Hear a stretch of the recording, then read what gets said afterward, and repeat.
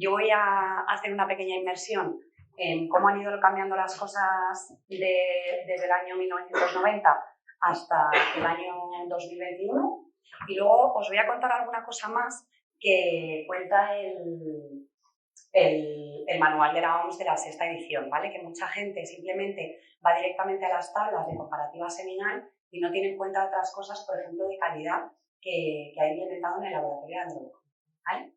Entonces, bueno, voy a hablar un poco cómo está distribuida la infertilidad en nuestro país y en el mundo, qué es lo que pedimos en un estudio básico del varón para poder introducir el seminograma, el análisis macroscópico, el microscópico, cómo ha evolucionado la OMS de un tiempo a esta parte, la comparativa parámetro a parámetro, porque hay determinados parámetros que son muy evidentes el cambio que ha habido, os voy a explicar por qué. La parte de diagnóstico, hablar exactamente de lo que nos aporta como novedad la sexta edición y, bueno, unas pequeñas conclusiones que yo creo que sería importante que os llevarais a casa. Bueno, la OMS reporta un 20% de factor masculino. Nosotros en el último registro SEP hemos tenido un 20,6, o sea que estamos un pelín, un 1% casi un poquito más alto, porque, bueno, ha subido este año y ahora veréis los últimos estudios que datan de casi 60 años y hablan de una reducción más o menos de un 50-60% de la calidad seminal. Cuando un varón llega a una clínica de reproducción asistida, siempre nos intentamos centrar en la pareja, ¿no? Y es la mujer la que tiene más peso y el varón parece que lo dejamos un poco ahí a un lado. Entonces, lo primero que hacemos es una anamnesis, una historia clínica sobre fertilidad, le hacemos una analítica general, pedimos una serología y entonces hacemos un seminograma con un estudio de capacitación, pues bueno, para ver cómo está esa muestra, ¿no? Entonces, el seminograma realmente, ¿qué es lo que nos va a aportar, ¿no? Pues bueno, no deja de ser un estudio detallado del semen que nos permite que podamos evaluar sus propiedades. Muchísimas veces el paciente nos dice, pero ¿cuán fértil soy en función de este resultado?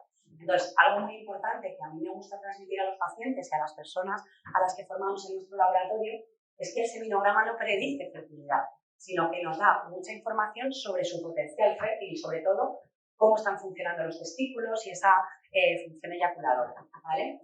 Para mí es muy importante el seminograma en técnicas de reproducción asistida para que podamos orientar al paciente hacia la mejor técnica de reproducción humana, porque en función de la recuperación y de cómo esté ese semen, haremos una cosa u otra. Bueno, a grandes rasgos, cuando recibimos una muestra de semen, lo que hacemos es un análisis macroscópico. ¿Y eso qué es? Pues a priori lo que vemos, solo hay un parámetro que es medible, que es el volumen. El resto de los aspectos son características generales del semen, y son el color, la viscosidad, el pH y la licuefacción. Todas estas características, a los que estamos muy familiarizados con las muestras de semen, nos un poco. Bien, vale. Nos habla mucho de cómo va a ser la muestra a priori. Ahora os voy definiendo un poquito estas características. Y luego tenemos el análisis microscópico, que es pues, cuando ya ponemos una muestra bajo el microscopio y vamos a contar concentración, motilidad, morfología, vitalidad y presencia de leucocitos. ¿Aquí qué va a ocurrir? Pues que hay mucha gente que utiliza determinados sistemas para poder contar. Hoy nos van a presentar el sistema automatizado, otra gente como dice la OMS utiliza la Neubauer, la OMS empieza a hablar un poquito ya de Mackler, pero no queda muy claro. Bueno, vamos a ver un poquito todo acerca del contar. Y aquí os traigo desde 1980 el primer manual que salió en la Organización Mundial de la Salud.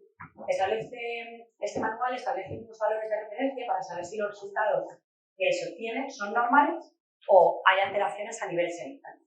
El primer manual, pues de 1980, ¿y hasta dónde hemos llegado? Hasta el año pasado, 2021. Luego sí que me gustaría hacer una pregunta a mano alzada a ver cuántas personas están utilizando la última versión que ha publicado la OMS.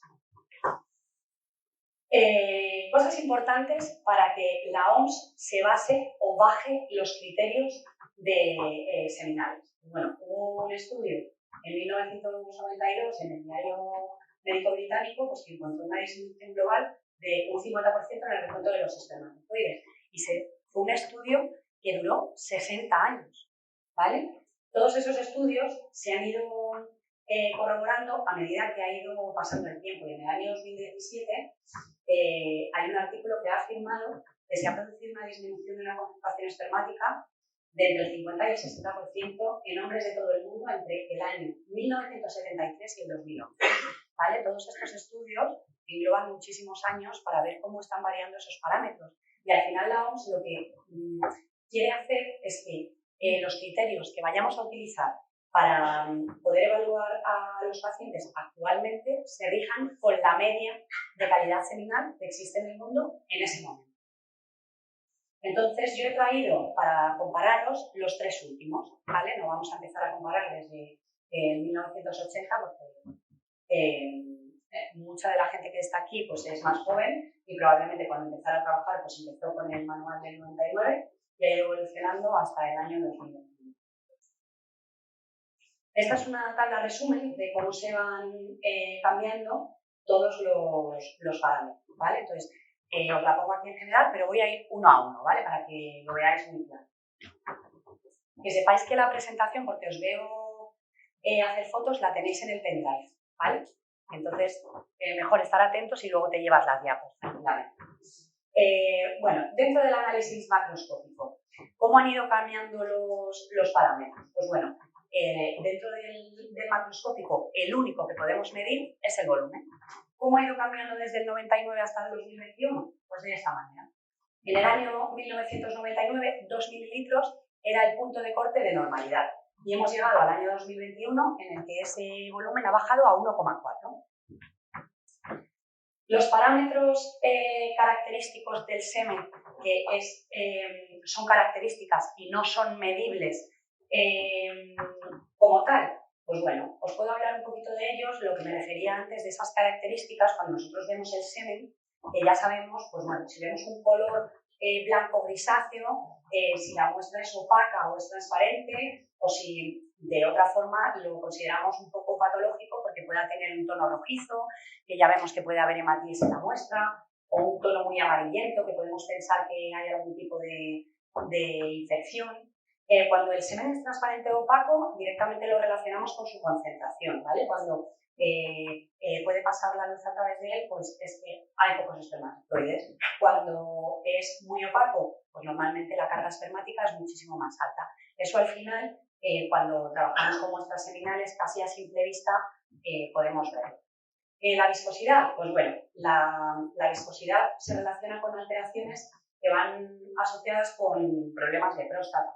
Entonces, muchas veces cuando vemos un semen muy viscoso, que tratamos de quitar esa viscosidad de forma mecánica, pasándolo por una aguja o dándole varias veces con la pipeta Pasteur y no recupera viscosidad, pues bueno, podemos utilizar algunas técnicas como botes que tienen quimotripsina, etcétera, ¿no? Cada uno en su laboratorio pues trata de trabajar con eso para que luego cuando ponga la gota a la hora del puntaje no lo alteremos, porque si el semen no está en las condiciones que tiene que estar y está muy viscoso y se queda con una filancia muy alta, etcétera, pues no podremos hacer una buena valoración. Y eso es importante porque tanto para hacerlo en Mackler como para hacerlo en Neubauer, como para utilizar un sistema automatizado, la muestra tiene que estar lo más homogénea posible y en las mejores condiciones, independientemente si es patogénica o no, que nosotros sepamos trabajarla y darle sus tiempos, como puede ser, por ejemplo, la licuefacción, ¿vale? El semen debe licuar en un tiempo aproximado de unos 20 minutos, ¿vale? A temperatura ambiente.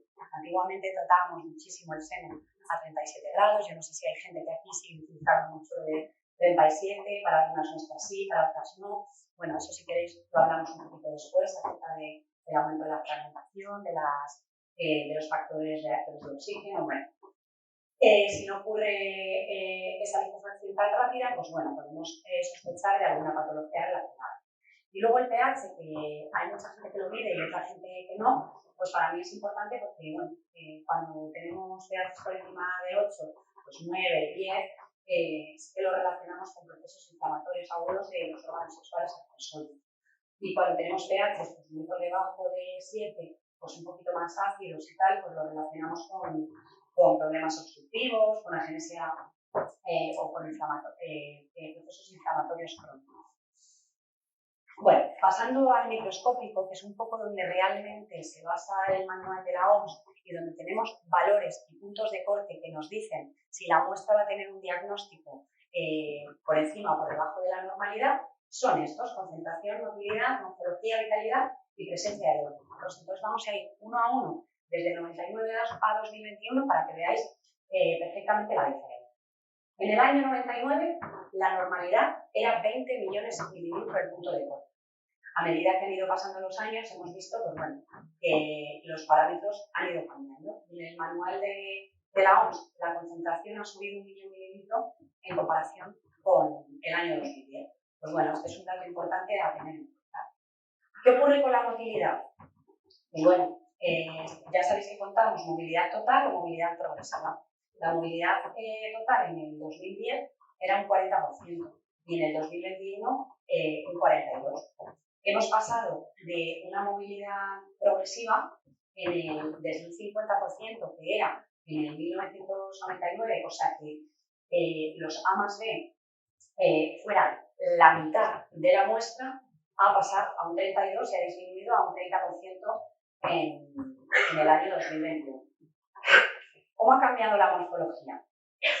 Bueno, pues esto es, yo creo, el parámetro más evidente y que yo, que empecé en reproducción pues, en el año 2008, yo me regía por lo aprendí a clasificar las muestras de semen según los criterios del 99. Entonces, claro, que nos pasaran del año 99 al 2010 de 14 al 4%, a mí me parecía una pasada, porque claro, de repente empezamos a ver un montón de pacientes patológicos y no entendíamos muy bien cómo se ha hecho este punto de corte para que haya bajado tantísimo la morfología. Y bueno, pues ayer lo comentaba con Alberto de Ceifer, que yo creo que la gente que trabaja en banco de semen ve muchísimos más espermatozoides que nosotros en práctica clínica diaria, es porque realmente la morfología importa, pero tenemos que basarnos en todas las muestras. Entonces, si vemos que los donantes no están alcanzando el estándar de normalidad de la población cuando son pacientes jóvenes, sanos, tienen las pruebas genéticas hechas determinantes y han bajado un poquito el punto de corte, pues nos tenemos que adaptar un poco a eso. Después discutiremos en lo que es normalidad, lo que deja de ser. Dentro de la vitalidad, pues bueno, ha disminuido bastante porque las pruebas de eosina y neurosina para hacer la adquisición de si la membrana está alterada o no para que entre el colorante, ha pasado de un 75% de normalidad en el 99 a un 54% en el año 2021. También es un cambio bastante grande y que, bueno, no deja de adaptarse a que las muestras pues, van cada vez un poquitín a menos. Y luego la presencia de leucocitos no se ha alterado, porque los leucocitos al final lo que nos están diciendo es que esa muestra puede tener algún tipo de infección, puede haber algún proceso inflamatorio que esté afectando, entonces sí que nos gusta, bueno, pues, tratar de tener en cuenta si la presencia es menor o mayor a 1 millón de mililitros. Otra de las cosas que quería decir es que no solo los parámetros de la OMS y el seminograma o el análisis de semen nos sirven para diagnosticar al paciente, porque muchísimas veces a nosotros ya nos llega el paciente diagnosticado. Entonces, cuando yo voy a hacer un tratamiento de fecundación in vitro, yo solo tengo esa muestra. Entonces, tengo que hacer lo mejor con lo que tengo. Entonces, por ejemplo, una presencia alta de leucocitos podría cambiarme la técnica para poder hacer la recuperación de espermatozoides móviles, o bien porque en tu laboratorio siempre hagas un SWIMAP normal y cuando tiene muchos leucos, pues dices, bueno, pues esta muestra que la veo sucia o que la veo un poco alterada, pues a lo mejor le hago un gradiente de densidad, ¿no? Que no nos quedemos solo en que los parámetros que estamos viendo bajo el microscopio nos sirven para diagnosticar, sino también para tomar decisiones. Y no solo en el momento en el que tenemos que dar un informe al paciente para que se lo lleve a una clínica o para que sepa si su semen está dentro de los rangos normales, sino para que nosotros sepamos que podemos tomar distintas decisiones a la hora de trabajar con esa muestra en el laboratorio, que es la única que vamos a tener ese día para llevar a cabo tu técnica, ¿no? Entonces, bueno, esto probablemente todos los que trabajéis en reproducción asistida lo sabéis.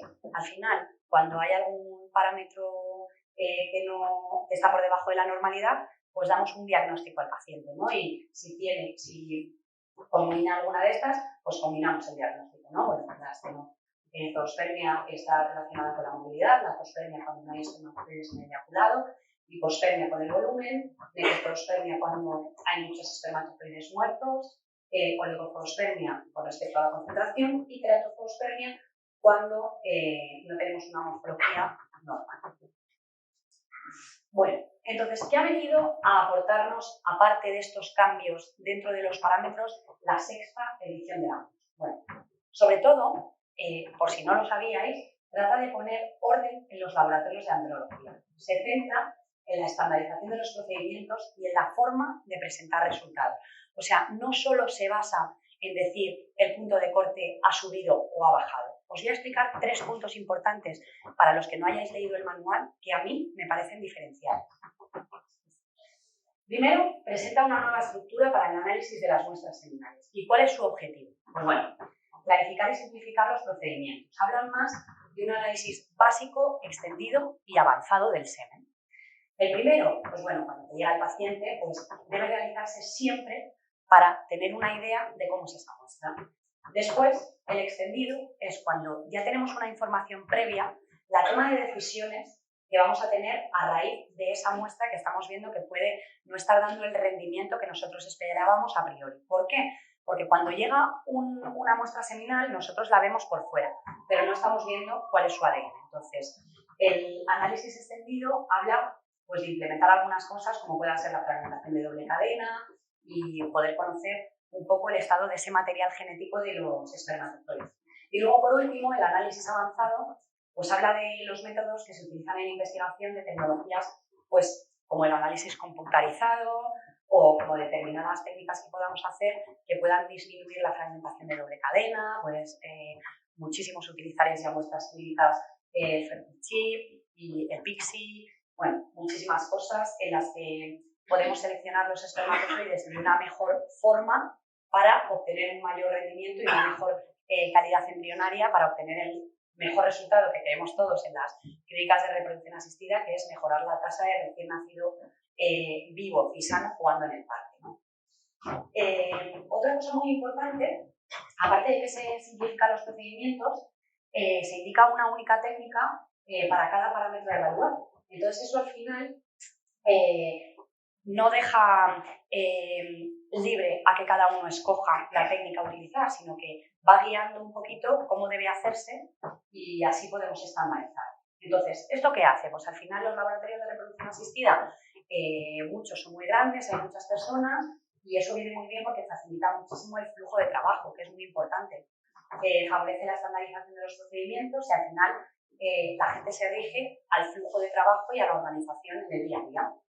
¿Qué hacemos? Pues eliminamos determinaciones innecesarias. Un ejemplo muy claro es que cuando tenemos una motilidad aceptable, muchas veces la viabilidad pues no hacemos una tinción de vitalidad cuando tenemos una muestra que está por encima del parámetro. O sea, es que es obvio que los espermatozoides que tienen motilidad en el flagelo y que tienen desplazamiento están vivos.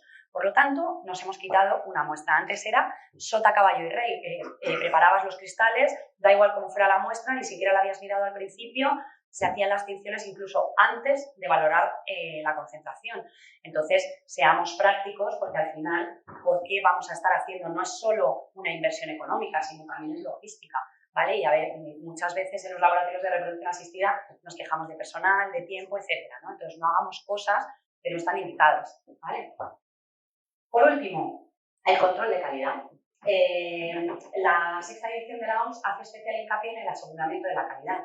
Incluye procedimientos para compartir información con pacientes, clínicos, criterios para la aceptación de referencias, para poder distribuir resultados y el manejo de errores y quejas de todos los aspectos del laboratorio. Y encima llega a la vez, o sea, coincide con la ISO 23162 que salió en el 2021 y es acerca del análisis básico de semen. Es específica para muestras seminales y lo que pretende es servir de estándar para aquellos laboratorios que quieran demostrar que están realizando el cumplimiento. Muchas veces no es simplemente necesario que tú sepas que estás haciendo las cosas bien, sino que lo puedas certificar. Y muchas veces la ISO se ha utilizado como una técnica de marketing y creo que para los clínicos debería de ser como una obligatoriedad para que todo el mundo sepamos que estamos haciendo las cosas bien, porque a veces no las hacemos tan bien. ¿Cuál es el problema que yo creo que existe en los laboratorios? Y ahora os voy a lanzar una pregunta.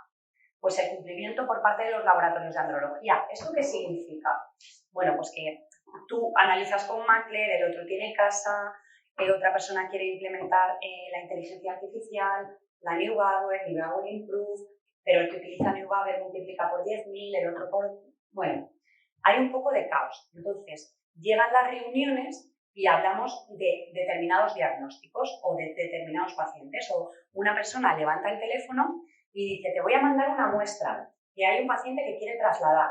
Y entonces, claro, muchas veces tú descongelas en tu laboratorio y no te cuadran mucho los parámetros, ¿no? Entonces, yo desde aquí os quería transmitir que, como en otras disciplinas de la reproducción asistida, estamos tratando todos de hablar el mismo idioma, ¿no? Pues a seguir está haciendo especial hincapié en la calidad embrionaria, que todos pudiéramos un poco unificar criterios para poder hablar de las muestras y no que cuando me siguen llegando muchos informes con criterios de 2010, que lo pone abajo, otros criterios 2021, y al final, entre clínicos, podemos interpretarlo, pero no nos olvidemos que tenemos un paciente detrás que de repente va a un laboratorio de análisis clínicos que pues mucho de reproducción no saben y le dan un diagnóstico de microzoospermia y aquello es la hecatombe, o sea, el paciente llama preocupadísimo que todos sus espermatozoides están muertos, etc.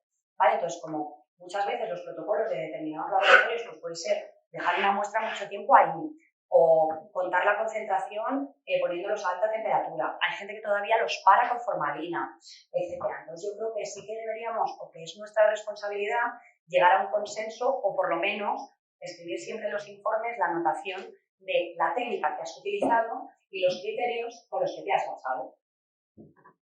Esta es mi opinión. No sé de aquí, actualmente, ¿quién analiza semen con criterios de 2010? Sin miedo. Bueno, poca gente, ¿vale? Nosotros, por ejemplo, estamos haciendo una transición, ¿vale? Tenemos como objetivo, antes de que acabe el año, hacer una transición. ¿Por qué? Pues porque nosotros hacemos mínimo 2 diagnósticos, entonces me parece complicado que los pacientes que han empezado antes de los criterios tengan 2 seminogramas distintos. Entonces, una vez que termine el año, nos hemos puesto un deadline 31 de diciembre para que a partir de ahí salgan todos los informes nuevos con criterios de 2021 de pacientes nuevos, ¿vale? Y entonces los pacientes que vengan todavía con criterios de 2010, pues que puedan tener su comparativa entendiendo, porque imaginaos que si hubiéramos hecho eso con un paciente que le pides una muestra un mes y al mes siguiente y le dices que lo normal es 14 y después le dices que lo normal es 4, pues a veces es complicado, ¿vale? Entonces, eso sí que hay que tenerlo en cuenta y eso sí que yo creo que soy razonable desde el punto de vista que la gente se vaya adaptando poco a poco a los nuevos criterios de la OMS. Y es nuestra responsabilidad como expertos en reproducción asistida de llevarlo a cabo poco a poco. Y bueno, ¿qué conclusiones saco yo un poco de esta charla? Que yo creo que todos la conocíais ya, pero es un poco refrescar cómo han ido cambiando las cosas y las importancias de la sexta edición. Pues bueno, la sexta edición en concreto, sobre todo, trata de poner orden en los laboratorios de andrología. Y si no la habéis leído, yo os lo recomiendo, porque yo la verdad es que, no solo para esta charla, sino pues porque los responsables del laboratorio tenemos que estar un poco al día de todo lo que sale, pues leyéndola la verdad que aprendí muchísimo acerca de calidad en el laboratorio de andrología. Es como lo tenemos un poco más olvidado porque las técnicas límite y la satisfacción muchas veces nos la da el laboratorio de reproducción humana, pero no nos olvidemos que un buen diagnóstico nos hace escoger una buena técnica y por lo tanto nos acercará siempre mucho más a obtener un buen resultado, ¿vale? Los laboratorios deben aceptar la última versión, ¿vale? Porque si unos van en la penúltima, otros en la última, a la hora de hablar es un caos. Y lo que hacemos es que los pacientes estén muy confundidos, porque claro, entre ellos hablan, las redes sociales ahora están a la orden del día, uno habla de 4, 14, 2,5, bueno, que tratemos todos un poco de ponernos al día. Yo sé que cuesta, el protocolo de los laboratorios, pues no tenemos todo el personal que queremos, pero hay que hacer un esfuerzo para estar siempre a la última. El seminograma no predice fertilidad, eso hay que tenerlo muy claro y transmitírselo a los pacientes. pero nos da información acerca del potencial fértil. Y algo muy importante que significa esta frase es que no solo el seminograma nos habla de eso, sino que nos descarta posibles patologías que podamos tener relacionadas con fenómenos urológicos, con patologías previas en la infancia.